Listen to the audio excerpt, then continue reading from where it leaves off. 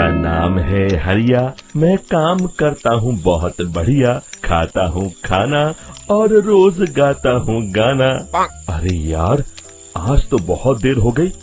इस खतरनाक जंगल को देखकर तो मेरे हाथ पैर ठंडे हो गए हैं।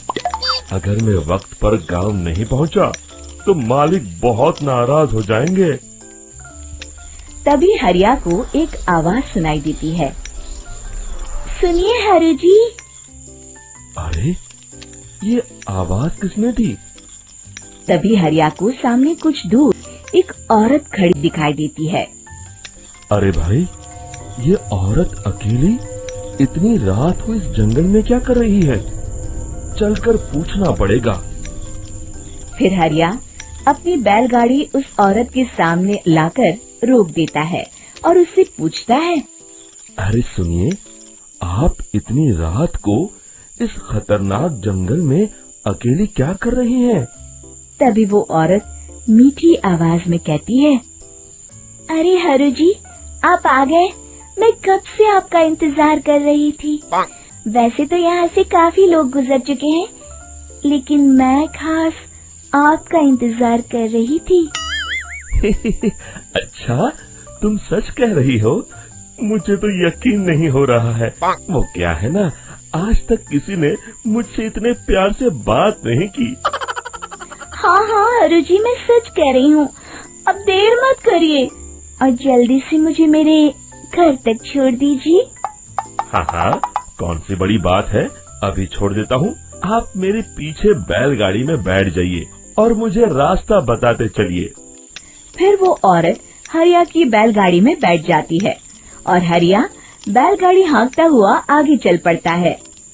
फिर उस औरत के बताए हुए रास्ते पर चलते चलते हरिया बैलगाड़ी लेकर एक काली गुफा के आगे आकर रुक जाता है। हरिया उस औरत से पूछता है। हाँ देवी जी, आपका घर कहाँ है? यहाँ तो एक गुफा के अलावा और कुछ नहीं है। तभी अचानक वो औरत हवा में उड़ने लगती है। देखते ही देखते उसका सुंदर रूप एक डरावनी चुड़ैल में बदल जाता है और वो जोर जोर से हंसती है। अरे तू तो एक नंबर का बेवकूफ निकला। तू तो बड़ी आसानी से मेरी बातों में आ गया। अरे मर गया रे, ये तो एक चुड़ैल है। हे भगवान बचा ले, ये तो बड़ी डरावनी दिखाई दे रही है।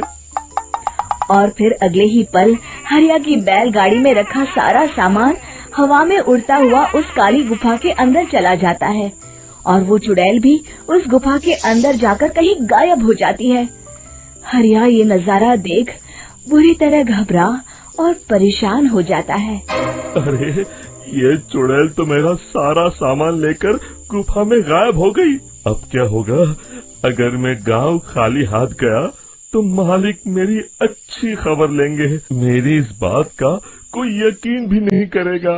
फिर आखिर वही हुआ।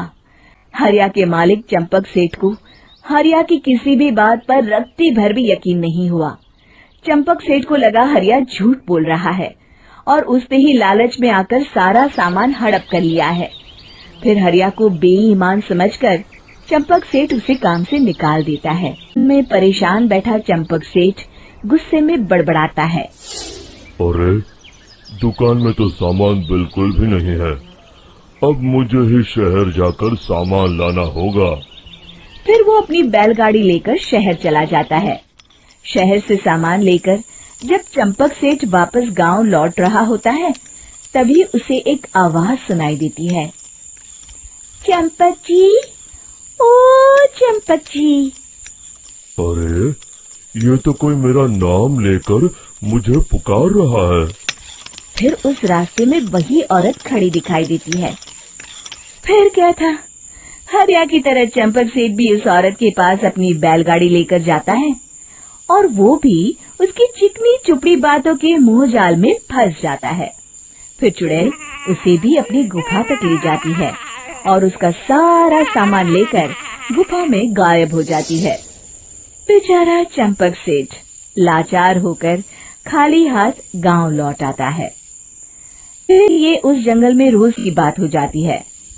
जो कोई भी शहर से कुछ लेकर गांव की तरफ लौटता, वो चुड़ैल उसे बेवकूफ बनाकर उसका सारा सामान लेकर गुफा में गायब हो जाती। एक दिन हरिया एक लकड़हारे को उसी जंगल की तरफ जाते हुए देखता है। फिर हरिया उसे रोकते हुए कहता है, अरे भाई, क्यों अपनी मौत को दावत दे रहे हो? मेरी बात मानो, आगे जंगल में मत जाओ, वहाँ एक बड़ी भयानक चुड़ैल रहती है। लकड़हारा हरिया की बातों को नजरअंदाज करते हुए कहता है, अरे भाई, मुझे पहले ही बहुत देर हो चुकी है, मुझे जाने दो भाई। शाम तक लकड़ियाँ काट कर शहर के बाजार में बेचना है। तुम अपनी ये कहानी किसी फुर्सत में बैठे इंसान को सुनाओ, मैं तो चला। इतना कहकर लकड़हारा वहाँ से आगे जंगल की तरफ चला जाता है। फिर अगले दिन गांव के मुखिया के घर के बाहर बहुत सारे लोग जमा हो जाते हैं। तभी हाथ में कुल्हाड़ी लिए खड़ा लकड़हारा कहता है, अरे मुखिया जी, अब आप ही हमें बचाइए उस जंगल वाली चुड़ैल से। हमारा सारा काम तो शहर से ही होता है। अरे मुखिया जी, उस चुड़ैल की वजह से तो मैं पूरी तरह बर्बाद हो गया हूँ। हम सबको मिलकर उस चुड़ैल का कोई इलाज करना पड़ेगा। तभी भीड़ में खड़ा वीरा कहता है, आप लोग चिंता मत करिए, कल से वो चुड़ैल किसी को नहीं लूट पाएगी। मेरे पास एक बहुत अच्छी तरकीब है। तभी चंपक सेठ उसका मजाक उड़ाते हुए कहता है, अरे तेरा नाम वीरा है तो क्या हुआ? तूने अभी उस चुड़ैल को देखा नहीं है? जाकर अपना काम कर, बड़ा आया। तब मुखिया जी कहते हैं, नहीं चंपक सेठ, मुझे लगता है हमें इस लड़के को एक मौका देना चाहिए। फिर सभी गांव वाले मुखिया जी की बातों से सहमत हो जाते हैं और वीरा शाम को एक बैलगाड़ी में कुछ सामान लादकर उस जंगल की ओर चल देता है। वीरा, ओ वीरा, कहाँ जा रहा है? तभी वीरा मुड़ के देखता है, वही चुड़ैल एक औरत के रूप में खड़ी है। अरे बहन जी, मैं आपको ही ढूंढ रहा था। देखिए, मैं आपके लिए क्या लाया हूँ। अरे वाह, तो खुद मेरे लिए इतना सामान लाया है। तू ही अकेला गांव में समझदार है।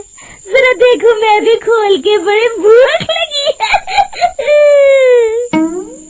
जैसे ही चुड़ैल उस सामान पर से कपड़ा हटाती है, एक भगवान शिव की तेज रोशनी उसके अंदर मूर्ति से निकलती है और चुड़ैल अपने असली रूप में आकर जलने लगती है। अरे मैं जल रही हूँ, बचाओ! बचाओ!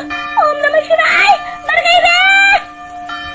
देखते ही देखते वो चुड़ैल राख के साथ उड़ जाती है और सभी गांव वाले भी वहां जाते हैं।